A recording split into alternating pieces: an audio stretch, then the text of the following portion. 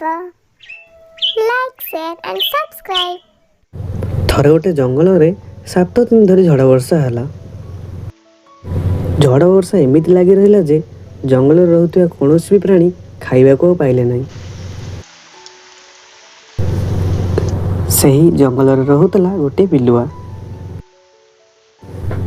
ସେହି ବିଲୁଆଟି ଭୋକ ସହି ନ ପାରି ଗୁମ୍ଫା ବାହାରକୁ ବାହାରି ଆସିଲା। ପ୍ରଥମେ ସେ ଗୋଟିଏ ଗୁଣ୍ଡୁଚି ମୂଷାକୁ ଦେଖିଲା। ଯେମିତି ସେ ତାକୁ ଖାଇବାକୁ ଯାଇଛି, ଗୁଣ୍ଡୁଚି ମୂଷାଟି ବୁଦା ଭିତରକୁ ଡେଇଁ ପଡ଼ିଲା।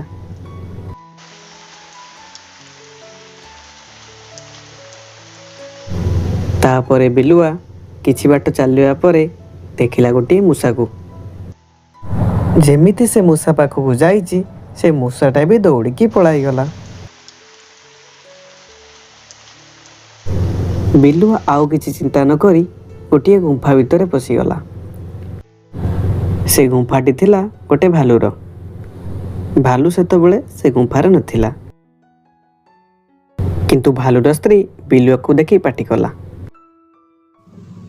ତୋର ତ ବଡ଼ ସାହସ। ସେ ନଥିବା ବେଳେ ଗୁମ୍ଫା ଭିତରକୁ ପଶିବାକୁ ତୁ କିଏ? କିଏ କହିଲା ତତେ ଏଠି ଆସିବାକୁ? ଯା ପଳା ଏଠୁ। ଦେଖ, ମୋର ଭାଲୁ ଭାଇ ସହିତ ଜରୁରୀ କଥା ଅଛି, ସେଥିପାଇଁ ମୁଁ ଏଠାକୁ ଆସିଛି। ଦେଖ, ତୁ ବହୁତ ଚାଲାକ, ମୁଁ ଜାଣିଛି।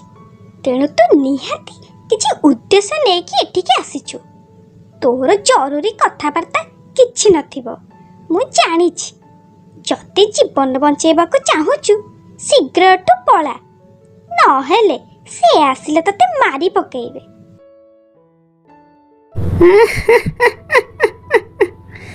ଜମା ସେ ମତେ ମାରିବେନି। ତମେ ମାଇପେ ଜାତିଟା ଜାଣିଛ କ'ଣ? ଶୁଣ, ଆରପଟ ଜଙ୍ଗଲରେ ନିଆଁ ଲାଗିଛି। ମୁଁ ତୁମକୁ ଖବର ଦେବା ପାଇଁ ଆସିଛି। ଯେତେ ଶୀଘ୍ର ପାରୁଛ ଏ ଜଙ୍ଗଲ ଛାଡ଼ି ପଳା।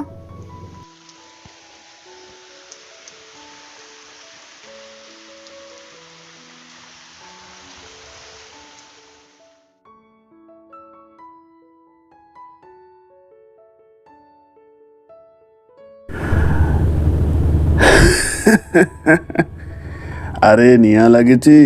କୋଉ ଜଙ୍ଗଲରେ ନିଆଁ ଲାଗିଛି କିରେ? ଆଜିକି ବା 6-7 ଦିନ ହେବ ଜଙ୍ଗଲରେ ବର୍ଷା ହଉଛି। ତା ମାନେ ଏ ଆମକୁ ଠକୁଥିଲା।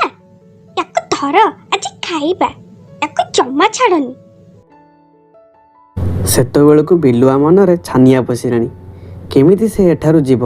ଭୋକ ବିକଳରେ ସିନା ଚାଲି ଆସିଲା, ହେଲେ ସେ ଖାଦ୍ୟ କ'ଣ ଖାଇବ? ସେ ତ ନିଜେ ଖାଦ୍ୟ ହୋଇଯିବ। ତଥାପି ସେ ତା ମନକୁ ଦୃଢ଼ କଲା। ହଁ, ତୁ ଠିକ୍ କହିଛୁ। ଆଜି ଆମେ ୟାକୁ ଖାଇବା। ଆଚ୍ଛା ଭାଲୁ ଭାଇ, ଗୋଟେ କାମ କଲେ କେମିତି ହୁଅନ୍ତା? କି କାମ? ନାଇଁ, ମୁଁ ଗୋଟେ କଥା କୁହନ୍ତି ଭାବୁଛି। ତୁମେ ଯଦି ରାଜି ହେବ ତାହେଲେ ମୁଁ କହିବି। ମୁଁ ତ ଆଜି ସେମିତିରେ ବି ମରିବି, ଏମିତିରେ ବି ମରିବି। ତମେ ମୋତେ ଯେମିତି ହେଲେ ଆଜି ଖାଇବ। ହେଲେ ମରିବା ଆଗରୁ ଯଦି ମୋ ଇଚ୍ଛା ପୂର୍ଣ୍ଣ ହୁଅନ୍ତା, ତାହେଲେ ମୋତେ ଶାନ୍ତି ମିଳନ୍ତା। ତୁ ଆଜି ମୋ ହାବୁଡ଼ରେ ପଡ଼ିଛୁ ମାନେ ତୋର ଆଜି ନିସ୍ତାର ନାହିଁ। କହ, କ'ଣ ତୋର ଶେଷ ଇଚ୍ଛା? କହ, ମୁଁ ତୋର କଥା ରଖିବି। ଭାଲୁ ଭାଇ, ମୋର ବହୁତ ଦିନ ଆଗରୁ ଠେକୁଆ ମାଂସ ଖାଇବାର ବହୁତ ଇଚ୍ଛା ଥିଲା। ଠେକୁଆ ମାଂସ ଟିକେ ମୋ ପାଟିରେ ବାଜିଲେ ମୋତେ ଶାନ୍ତି ମିଳିବ। ମୁଁ ଠେକୁଆ ମାଂସ ଖାଇଦେବି, ତୁମେ ମୋତେ ଖାଇଦେବ। ବାସ୍, କଥା ସରିଲା।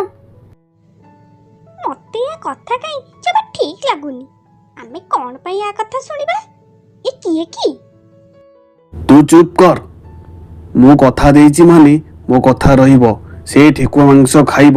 ଖା ବିଲୁଆ, ତୁ ଜଲ୍ଦି ଖା। ତୁ ଖାଇସାରିଲା ପରେ ମୁଁ ତତେ ଖାଇବି।